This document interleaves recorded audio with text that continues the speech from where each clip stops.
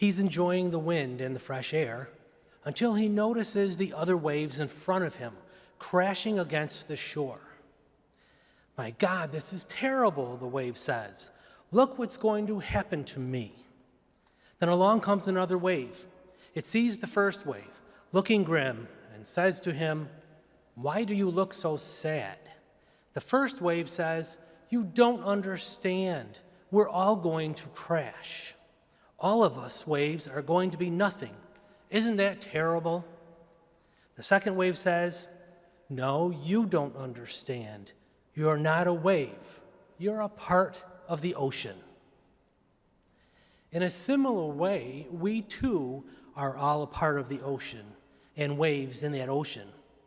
We can say that the ocean is Christianity and that each wave is one of us, a Christian, one of God's children.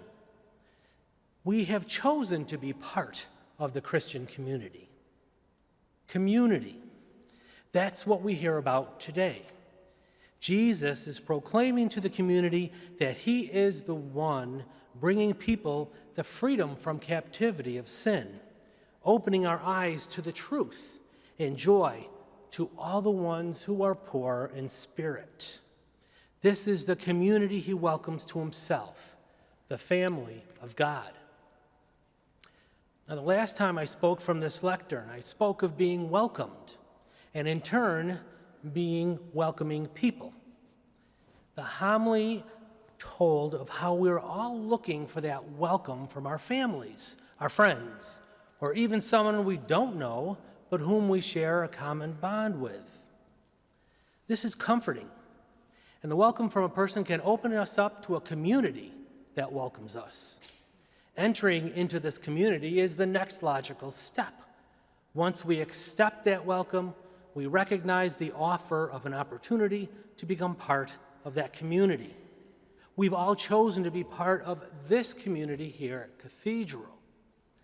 And we all take part in the community, such as tonight, the pizza party and crunch game some of us will be going to, which is meant to do nothing but build community.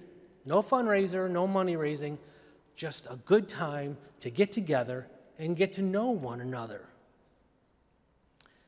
We take our part in the community, which may be different than the person who welcomed us or in even any other members of the cathedral.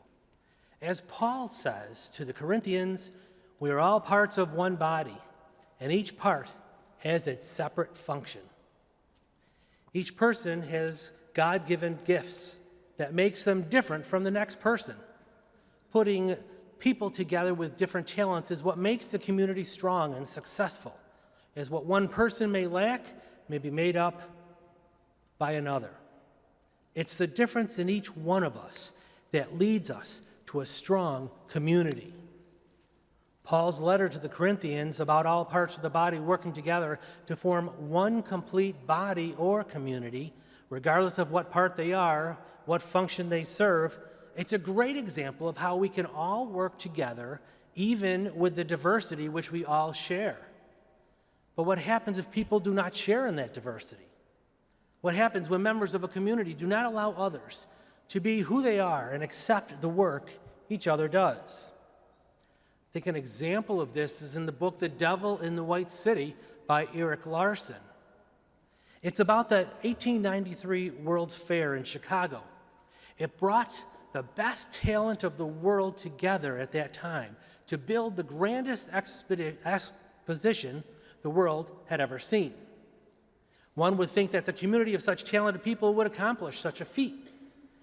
Daniel Burnham was a famed architect in Chicago that was chosen to be the consulting architect of the exposition, but found he could be more powerful to be the head of construction.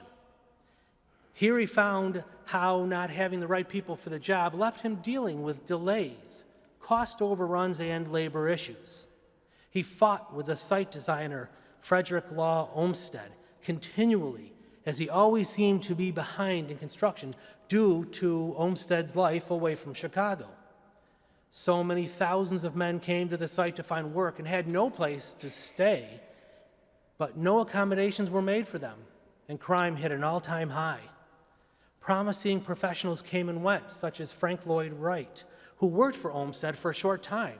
He was fired for making his own designs and selling them on company time. The Ferris wheel was developed by George W. Ferris and instituted at this fair. But since the goal was to make as much money as possible, little oversight in the cars led to assaults, and in the end, no one cared to take the ride for their fare, and it was left to rust and crumble. The sense of community here, if any, was to make a name for yourself regardless of the cost to others. Take what one could get, and then get out as unscathed as possible.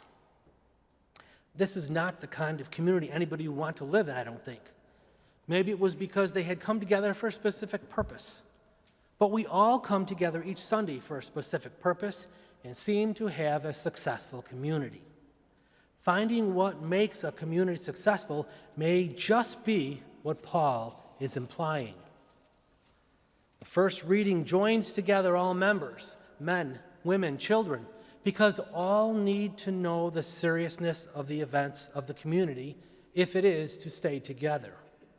The individuals need to know where the community has come from, where it stands today, and where it plans to go tomorrow. Then each part is defined and its goals are set forth. Knowing our talents as well as others is a step to help develop the respect we can have for each member.